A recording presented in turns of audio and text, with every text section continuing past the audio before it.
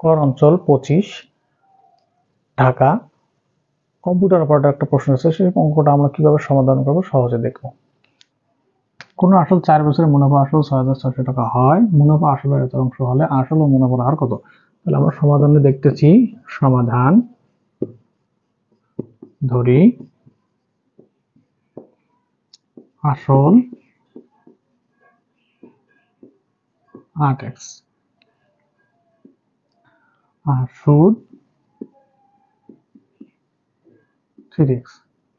তাহলে এখানে বলেছে মুনাফা এবং আসল এত টাকা, তাহলে মুনাফা আসল এটা, মুনাফা এটা, তাহলে আমরা লিখেছি মুনাফা আসল প্রশ্ন মতে 8x প্লাস 3x সমান 6,600 টাকা। 11x সমান 6,600, তাহলে x সমান 600 টাকা, x এর মান আমরা 600 টাকা। তাহলে আসল কত আসবে? আসলে উত্তর আমরা সহজে পেয়ে গেলাম।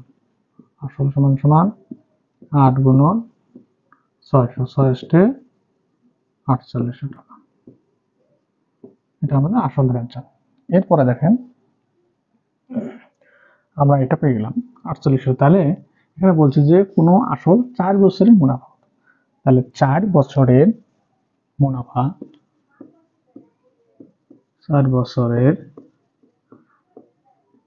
মুনাফা কত ছিল? 3x, যেহেতু 3x 3 গুণন 600, 300 কত হবে? 1800 টাকা। 3 বছরের মুনাফা 1800 টাকা। 1 বছরের মুনাফা আমরা কি করবো? ভাগ করে দেব 2, 20, 4 বছর 20, 0, 450 টাকা। তাহলে 1 বছরের মুনাফা পেলাম 450 টাকা। এখানে বলছে মুনাফার হার কত? তাহলে মুনাফা সমান কয় বছর মুনাফার মান কত? 450, এখানে লিখবো গুণন 100, আর কত আছে? এই 4800। আসল কত টাকা? 4800 টাকা। আমরা লিখে দিই 0, 0, 0 আর 0। তাহলে 450 কে 48 ভাগ করলে 9.375 এরকম সামথিং আসে।